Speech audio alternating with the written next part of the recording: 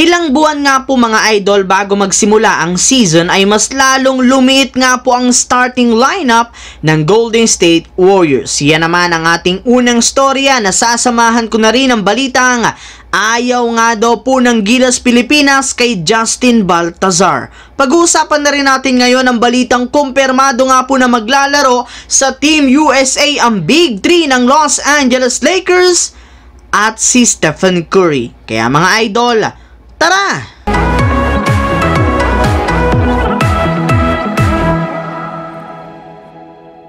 Kahit man nga po mga idol, naging busy na si Coach Steve Kerr sa pag-manage sa Team USA sa FIBA World Cup, hindi pa rin naman niya nakakalimutan ang paggawa ng game plan na gagamitin ng Golden State Warriors sa darating na season.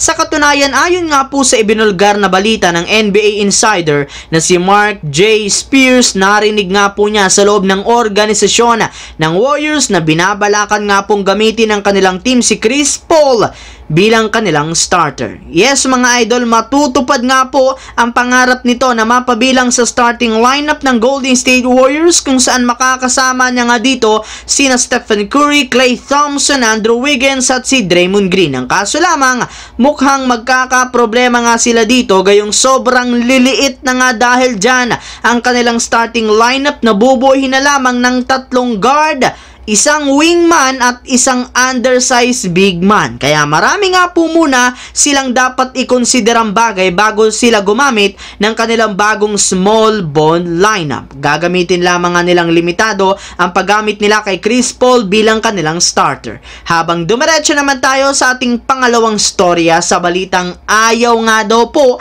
ng Gilas Pilipinas kay Justin Baltazar. Kahit man nga po mga idol, magsisimula pa lang ang paghawak ni Coach Tim Cone sa Gilas Pilipinas, mukhang nagkakaroon na nga agad ng drama ang kanilang kupunan, at eto nga ay ang kasalukuyang problema nila ngayon kay Justin Baltazar. Kasunod nga po mga idol ng hindi pagkakasali nito sa lineup ng Gilas ngayong 2023 FIBA World Cup ay marami nga pong kumwestiyon bakit hindi ito nakasama. At ang naging sagot nga dito ni Coach Tim Cone, balak nga sana ng Gilas na kunin si Baltazar noon, sadyang hindi nga daw ito available o wala nga daw interest na sumali sa kanila. At makalipas lamang nga po ang naging pahayag na ito ni Coach Tim Cone, agad rin naman itong pinasinungalingan mismo ni Justin Baltazar. Ayon nga po sa naging pahayag nito, gustong gusto rin naman sana niya na maglaro sa Gilas, ngunit wala rin naman sa kanyang tumawag o nag-invite mula sa ating national team. Yes mga idol, nasa bakasyon rin naman nga ngayon ng MPBL, kaya pwede nga po siyang maglaro sa Gilas. At kasabay nga niyan, agad rin naman nga pong humingi ng sorry si Coach Tim Cone sa kanyang naging pagkakamali, gayong mali nga daw talaga ang kanyang mga sinabi dito. Meaning, aminado nga nito na mismong pamunuan ng Gilas Pilipinas ang umayaw kay Justin Baltazar. And speaking of Gilas mga idol, pupunta muna tayo sa kalalabas pa lang na balita ng Spin.ph. Hindi nga daw po makakasama si Renz Abando sa lineup ng Anyang KGC na gaganaping preseason game nila sa Japan. Sa katunayan, kasalukuyan nga itong nananatili sa ating bansa, kaya meron nga po ngayong malaking tsansa na makasama pa siya sa lineup ng Gilas Pilipinas sa darating na Asian Games. Samantala, dumiretso naman tayo sa ating huling storya sa balitang kumpirmado nga po na maglalaro sa Team USA ang Big 3 ng Lakers kasama si Stephen Curry. Katulad nga po mga idol ng naibalita ko sa inyo,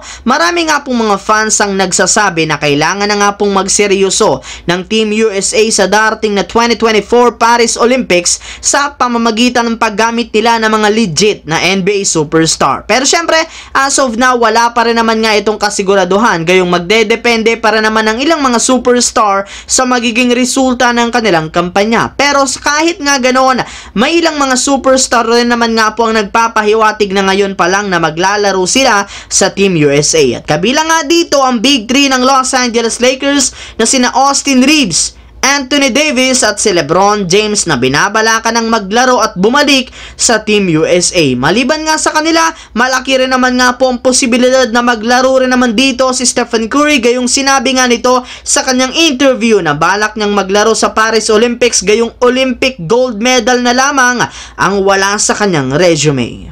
Ang videong ito mga idol ay hatid sa inyo ng Aurora Game, isang play-to-earn mobile app na kung saan pwede kang kumita habang nag-e-enjoy ka. Maraming mga games dito mga idol gaya ng Color Game na alam kong siguradong mananalo kayo. Dragon versus Tiger na simple lang, pipili ka lang kung Dragon ba o Tiger ang mananalo. Meron ding Toss a Coin na alam kong alam nyo na at marami pang iba. Sobrang dali lang mag-register, gamit lang ang iyong mobile number, hintayin ang verification code at gumawa ng password. Madali lang din mag-cash in at pag panalo, cash out agad gamit ang iyong GCash account. Kaya ano pang hinihintay nyo mga idol?